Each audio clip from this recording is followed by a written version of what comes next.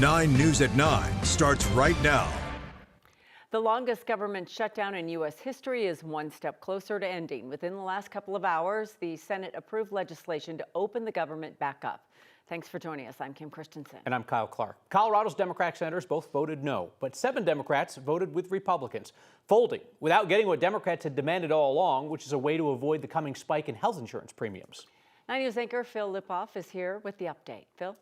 Guys, it's been 41 days, as you well know, of pain for so many across this country, from workers being furloughed or having to work without pay to long lines at food banks as they grow as SNAP benefits are paused. Then finally, thousands of canceled flights and frustration at airports across this country.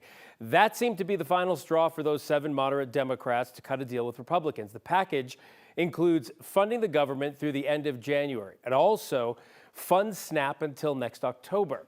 What's not included, as Kyle just pointed out, is extending subsidies for the Affordable Care Act, something Democrats were desperately fighting for. The bill requires the Senate to take up the health care issue within 1 month of passing the deal, but House Speaker Mike Johnson already said the issue is dead on arrival in the House. I believe they will. The long national nightmare is almost coming to an end now, the beginning of the end. And the irony is, Jake, it really was a shutdown about nothing. I mean, what we're voting on is effectively exactly what we offered them several weeks back.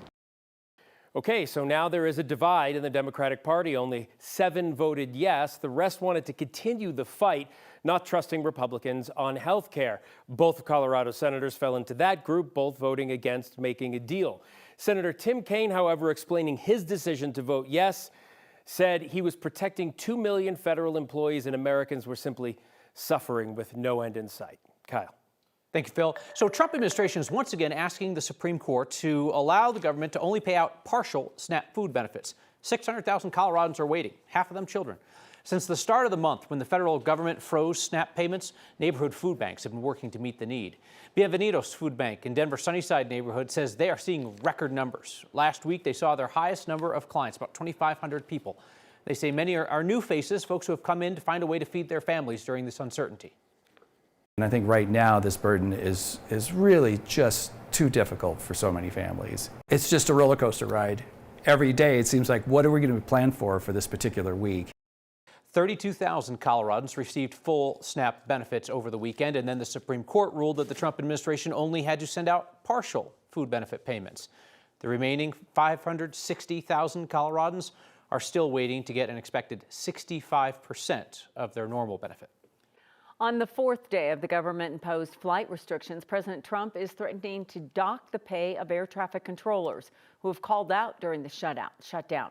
He made the threat in a Truth Social post while saying that he also wants a $10,000 bonus for controllers who have stayed on the job. Those controllers have not been paid in over a month. Some have called out, citing the added stress of working without a paycheck and that they need to take a second job. The FAA started cutting 4% of flights at dozens of airports Friday, including DIA, arguing it would make air traffic safer by lightening the load of controllers. The agency says that number will rise to 6% tomorrow. The FAA expanded flight restrictions today, barring business jets and many private flights from using a dozen airports, including DIA. No one is hurt after a small plane crash. A plane landed on a road in Castle Rock tonight. This happened just before 6:15 on Prairie Hawk Drive. That's near Wolfensberger Road and not far from I-25. Castle Rock police say the plane didn't cause any other problems other than blocking the road. It just needs to be towed away and picked up. It's not clear yet, though, what caused it to crash land. Sun is set on another warm and dry fall day in Denver. It actually feels like the sun set roughly 6 hours ago. Yes, it does. It feels like that sunset was mid-afternoon. But if you like the warmer weather, it is going to stick around. Let's check in with Kathy Sabin on that. We had a beautiful sunset tonight, right at 4:47. It was like the magic hour. So many great shots coming in. This one from Ted Stump in the Saddle Rock, Aurora area. Look at the sky in Genesee. The Lynn and James Haas family with all of that glorious color. So very pretty along the Front Range foothills. A lot of people saw it out on the Eastern Plains. Beautiful sunset in Wiggins. Thanks to Ken Martins for that. And right outside the 9 News studios, looking west, the sky just alight with color.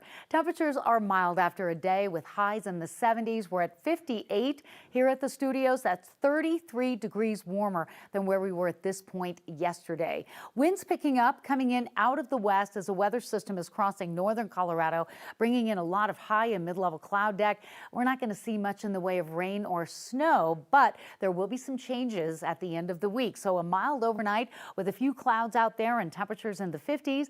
Coming up, we're going to detail this high fire danger we'll be talking about tomorrow and possible record high temperatures ahead of a Friday storm that could bring some mountain snow. Denver police now say 2 convenience store employees hurt in a police shootout with a robbery suspect were actually injured by the officer's gunfire. This happened 2 weeks ago tonight at the Maverick on South Parker Road and South Peoria. 9 News reporter Janelle Finch is in Denver with an update on this investigation. Janelle? Kim, Kyle, Denver police say one employee was hit in the leg and the other was hit in the foot. They both were treated that night of the shooting and released from the hospital that same day. DPD says what may happen next to the officer or officers who hit those employees will be up to the courts. Now, we want to let you know this report will contain video of police firing multiple rounds.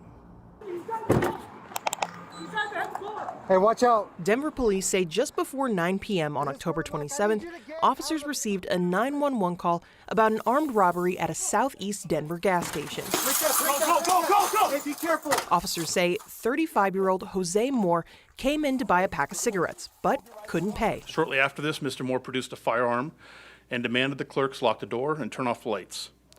Mr. Moore told the clerks to call the police. Major Crimes Commander Matt Clark says while waiting for officers, Moore smoked a cigarette, drank small bottles of Fireball, and laid out his ID and Social Security card on the counter. Drop the gun. Clark says officers arrived in 3 minutes and entered the business when they heard a gunshot. DPD says officers found 2 employees while Moore hid behind a shelf. Police say Moore shot 9 rounds towards officers, hitting 1 in the leg. And recognizing the subject posed a deadly threat to the clerks and the officers, 4 uniformed Denver police officers discharged firearms at the subject. Denver PD says 4 officers shot 57 rounds at Moore. The 2 employees were later determined to have been caught in the gunfire. One of our officers who fired, it was a result of them firing that caused the injuries to the clerks. Chief Ron Thomas says Denver police train for these situations. He says the officers may have not perceived the clerks to be in the line of fire. You know, I don't think that there was time to instruct those people to move anywhere else, especially since it really was undetermined if he was shooting at anybody that moved or if he was just determined to shoot at the officers. He says an external review of the incident will determine what happens to the officer or officers who injured the employees. There's the legal question that the district attorney will be evaluating, and then there will be a determination as to whether or not the officers' actions were within policy. 4-2, I'm hit. Both employees and the DPD officer are making full recoveries. Police say that Moore was previously known to law enforcement, but there are still a lot of unknowns about Moore's mental state at the time. Live in Denver, Janelle Finch, 9 News. Denver Public School Superintendent Alex Marrero has been named one of the 2 finalists for the top job in Chicago's public schools. That's according to our partners at the Denver Gazette. Marrero did not confirm or deny that he is seeking to get out of town, but the Chicago Sun-Times and other outlets reported on the situation while noting that Chicago School Board has signed non-disclosure agreements to keep this confidential. The news of Marrero's possible departure comes as DPS faces increasing scrutiny over transparency, board governance, and the superintendent's leadership has been a point of contention for years in Denver. The finalist list in Chicago, reported last week by news organizations there, includes Marrero and a woman named Misha Ross Porter, who led the public schools in New York City in 2021. Denver Mayor Mike Johnston just signed a new contract to keep the city's flock license plate tracking cameras on. That's despite the concerns of progressives on the city council. 9 News reporter Spencer Soysher is along now. And Spencer, Mayor insists that this new contract addresses the community's concerns about federal agents getting a hold of Denver's data. Yeah, the mayor has repeatedly said that the cameras need to stay on because they help solve and reduce crime. And he said this new contract has provisions in it that address the immigration concerns. But a legal expert in the field worries it won't. So we made 2 really dramatic sets of changes. Denver Mayor Mike Johnston unilaterally moved forward with a new flock camera contract. saying he listened to progressives' concerns about immigration agents gaining access to the system like they had in the past. One is in who can access the flock cameras, and the second is what they can access it for. The contract amendment obtained by 9 News is 8 pages long. But for now, let's skip all the way to the bottom to the very last 2 lines. Flock reserves the right to respond immediately to urgent law enforcement requests for information as outlined in our evidence policy. Flock notifies a customer after disclosing data in response to an emergency request, except in certain circumstances, such as when Flock is prohibited from doing so by law. I think people who are against this contract would read that line and say, wait a minute, Flock is going to respond to these requests without even telling us and without even notifying us first. Artie Walker-Petitcola is an attorney and a fellow at the University of Wisconsin Law School, and she's done extensive research on governments using surveillance. And Artie believes that clause is pretty standard. They do get subpoena requests. They do get requests for information from other police departments. Standard is not how the mayor described this contract. We've worked with Flock to build a custom-built model just for Denver. This is a unique Denver model that only exists for us. It's not an untoward request. However, it goes against this idea of, we now have total control over our data, or we have total transparency over our data. Denver's previous contract had a similar clause in it. In a statement tonight, the city said the emergency process requires identifying the agent and their contact info and can only be used if Flock can help prevent risk of death or serious injury. The city says it's not worried Flock would give its data in other circumstances. The majority of Denver's city council recently sent the Denver auditor a letter asking him not to sign this contract and to investigate the way the mayor was able to bypass the council to sign it. The auditor needs to sign all contracts in the city for them to take effect. His office told us he'll review the contract like any other that he receives. Spencer Soysher, 9 News.